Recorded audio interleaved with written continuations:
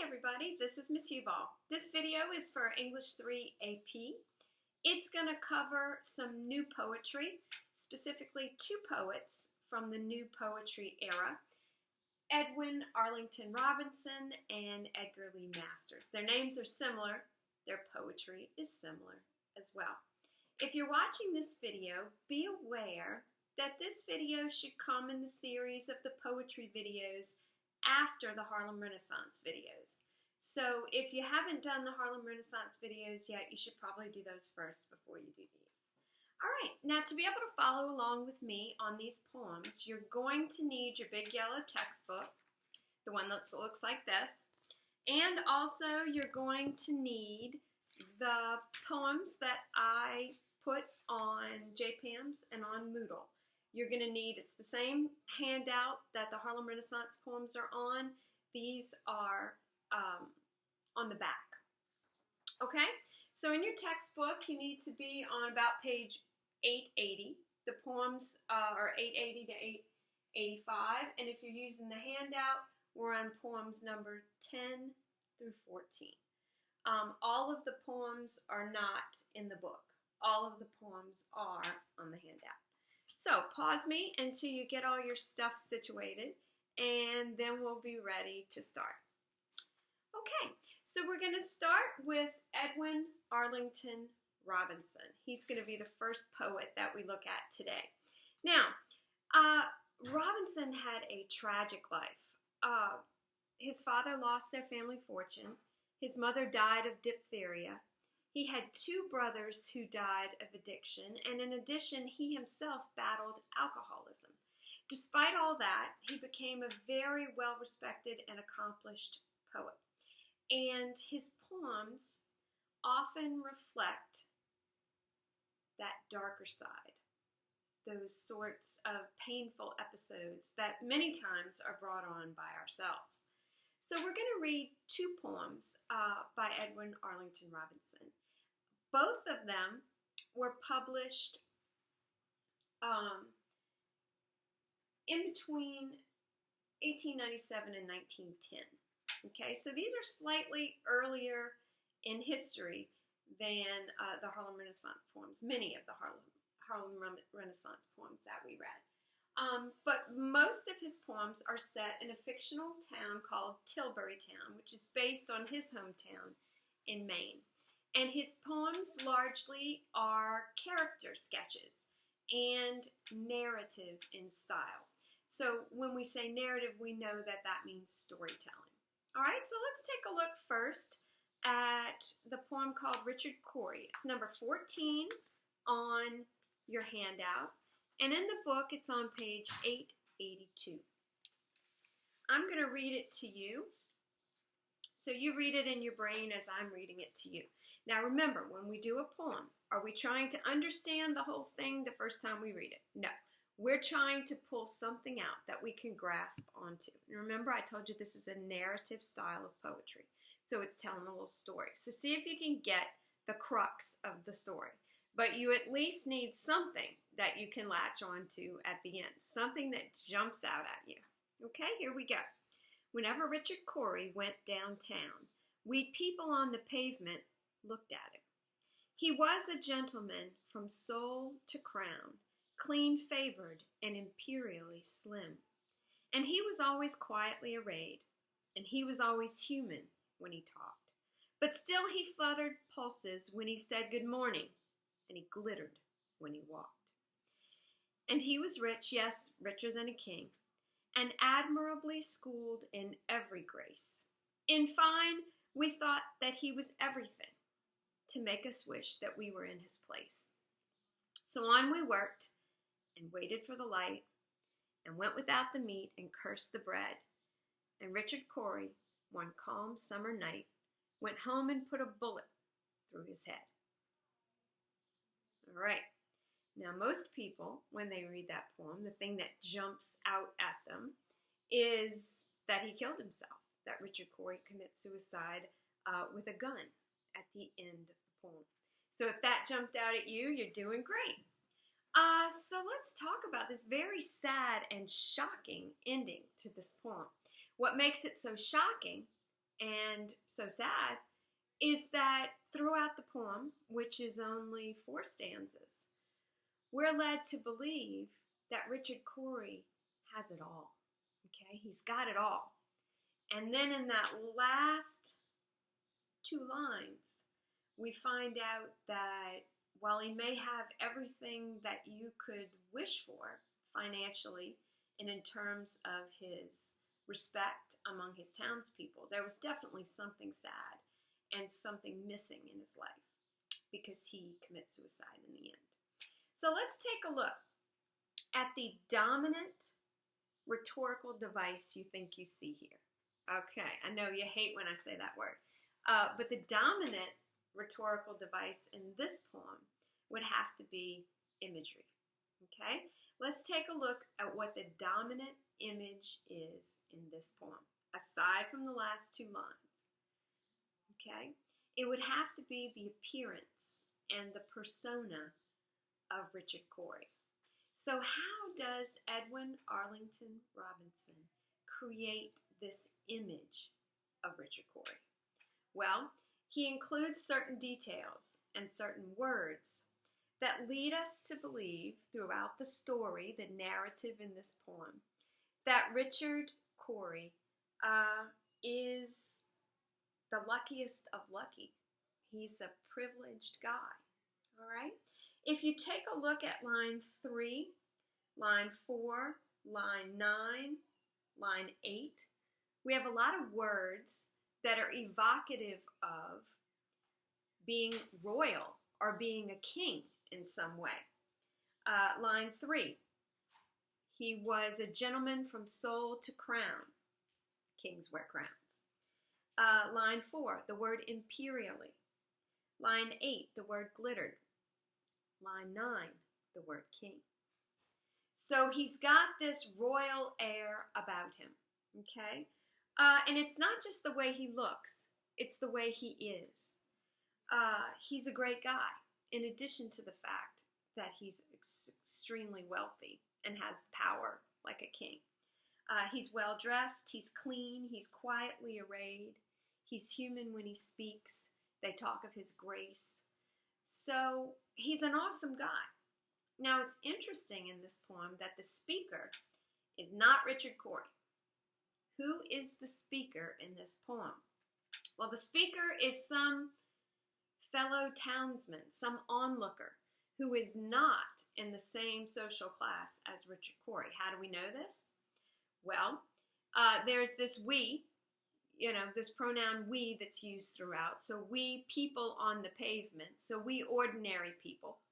And in that last stanza, we get a sense that the person telling the speaker, the person saying the poem, revealing all of this about Richard Cory, is definitely poor. It says, so on we worked, the beginning of the 4th stanza, and waited for the light, and went without the meat, and cursed the bread. Okay? Waited for the light. We don't know exactly what that means. Enlightenment, like the dawn to break, the bad times to be over, something like that.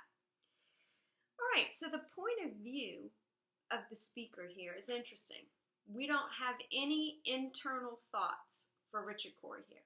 We don't know how he feels. We don't know why he's unhappy. We don't understand where his depression's coming from. It's all an exterior picture of a life that's perfect. So it's an interesting way to go about telling the story that Edwin Arlington Robinson chooses. All right? So your dominant image there is everything positive that comes across in this narrative poem about Richard's status, about his appearance, about the way he is as a human being. And that's what gives you that punch at the end. And so at the end of the poem, the theme comes across. Appearances can be deceiving. Money can't buy happiness. Something like that. And if you look at the way the poem is constructed, we've got 4-line stanzas, which we call a quatrain. We've got an A-B, C-D rhyme scheme. And if you look at the meter, each line has 10 syllables. You know that that leads us to believe that it might be an iambic pentameter. Of course, an iamb is an unstressed and then a stressed syllable. So in order to nail down whether it's an iambic pentameter, it can't just be that there are 10 syllables. You've got to look at the way the syllables are stressed and unstressed. All right, Richard Cory is a great one, but let's go ahead and look at Miniver Cheevy. Miniver Cheevy is number 13 on your handout, and if you flip through in your book, if you're looking in your book, it's on page 884. All right, so Miniver Cheevy is another character of this fictional town, Tilbury Town, and we're going to find out what Miniver Cheevy's deal is right now. Let's read it together. Miniver Cheevy, child of scorn, grew lean while he assailed the seasons. He wept that he was ever born, and he had reasons. Miniver loved the days of old, when swords were bright and steeds were prancing. The vision of a warrior bold would set him dancing. Miniver sighed for what was not, and dreamed and rested from his labors. He dreamed of Thebes and Camelot and Priam's neighbors. Miniver mourned the ripe renown that made so many a name so fragrant. He mourned romance, now on the town, and art, a vagrant.